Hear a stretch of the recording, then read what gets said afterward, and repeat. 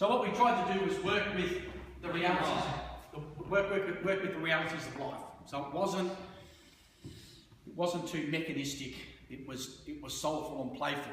Okay, and there was always movement. And we reflected and we got together and said, okay, and we were transparent about what we did and why we were doing it, and we test it and we do it, and then we adjust it and adjust it and adjust it.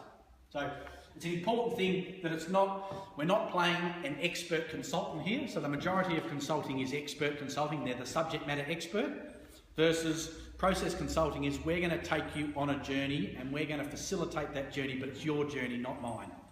And that's what we tried to get right.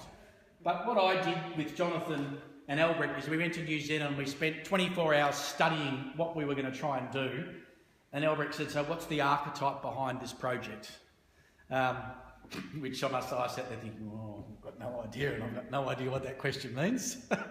But in the morning we said we'd come back, we'd go to sleep with the question, and we'd come back, and we'd been there for 3 days, you know, so we did those 3 nights.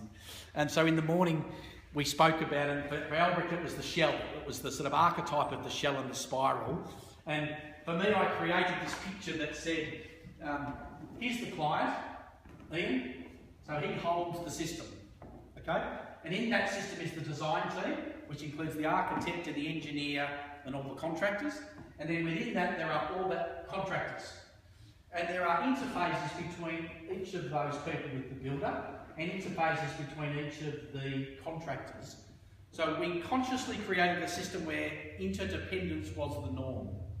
Okay? That meant you still had to do your bit well, but doing your bit well wasn't a measure of success, it was how we did it all together. So interdependence was the challenge. And so this was my little picture of the shell that said, as we do this, we deliver a project, and then what we do is we take that project's learnings and we then create the next project.